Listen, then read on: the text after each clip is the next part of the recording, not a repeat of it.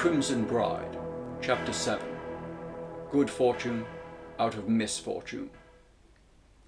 When Mick left the hospital, he was stricken with conflicting emotions of fear and excitement. He couldn't be sure of what he saw at Jenkins' place. It was a blur. That was 2 deaths linked to the asylum. He needed answers. But he also needed to get home and work on his pitch for this idea to a TV studio. Mick fished around in his pockets for what change he had left for a cab. He sighed, staring at the loose change he had in his hand. He only had enough to get him halfway to his apartment, and would eventually have to get out and walk the rest of the way home. It would take him about an hour to get back to his apartment. This was better than sharing the bus with all those filthy people. Besides, he didn't normally mind the walk if he wasn't in a hurry and in need of money. At least the driver had taken him to a suburban part of town, where it was fairly quiet and there was little trouble to be found. If there was a bright side to all of this, at least the walk gave Mick a lot of time to contemplate previous night's events, which still had him puzzled and more than a little freaked out, if he were being honest with himself. He walked and walked down the quiet streets, keeping his head low and his hands in his jacket pockets, hearing nothing but the tapping of his own shoes on the sidewalk and the occasional car cruising by. Lost in his own thoughts, Mick didn't hear that someone had approached him until the person was almost on top of him. "Hello, friend. Can I interest you in buying a potato, buddy?" Out of the shadows of old trash cans and mounds of forgotten litter crept an ancient man, his skeletal frame accompanied with a broken smile and an overexcited demeanour was more than a little surreal.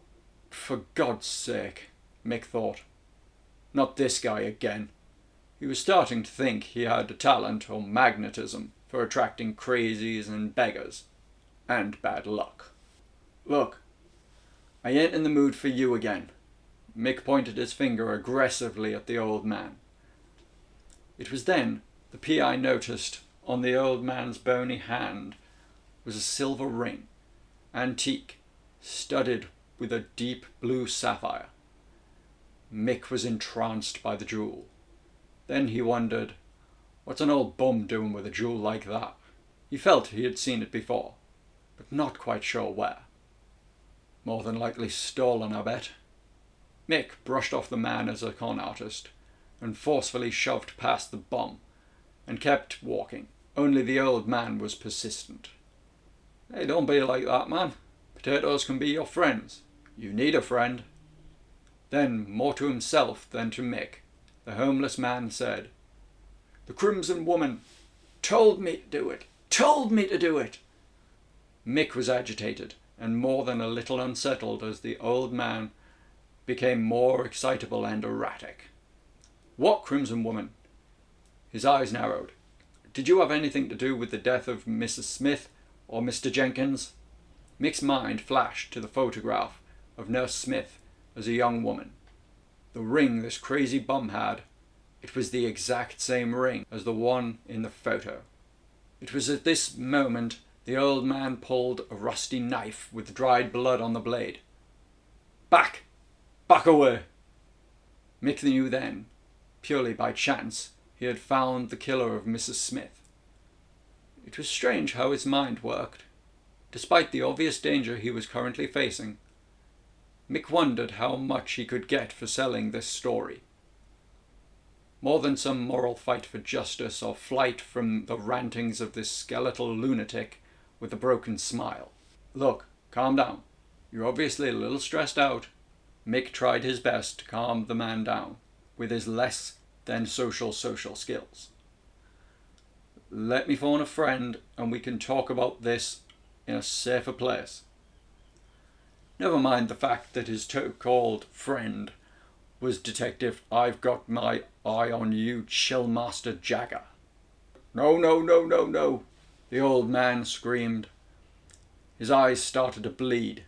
He began to roar and curse into the air, not out of pain, but from rage. He seemed to be arguing with someone. Who?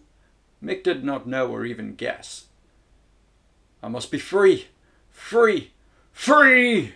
The man screamed, and then he ran deftly into the middle of the road. Mick tried to call out to the man, to snap him out of his mania, even contemplated tackling him to get him out of the way of traffic. But it was too late. In the blink of an eye, a deafening sound of a horn blasted, and the old man was under an oncoming 18-wheeler, sandwiched under heavy double tires. Mick had seen some really messed up things in his life. This was the mother of all messed up experiences. He was about to walk off when he noticed something glimmering in the gutter. What is that? Oh man! Mick's luck took another strange turn. That glimmer was the silver ring. Since it was obvious the old man was dead, he wasn't going to need it anymore. Mick picked up the ring, placed it in his pocket, and walked on like nothing had happened. Mick genuinely tried to help the homeless tramp, but now he was dead. The ring looked valuable enough for Mick to abandon his moral compass. Not like he had one to start with. He's dead. He won't miss it. Besides, I'm desperate, he told himself, trying to justify his actions. He repeated this to himself as he walked away from the tragic scene, making his way back to his apartment. Mick came to the conclusion that since Mrs. Smith was apparently killed by a mentally unstable man, and Jenkins of a possible heart attack, this Crimson Bride lead seemed nothing more than a fantasy. Still, it was a believable fantasy that he needed to make money off. At least with the ring he could afford to cover his bills for now, as soon as he pawned it, of course.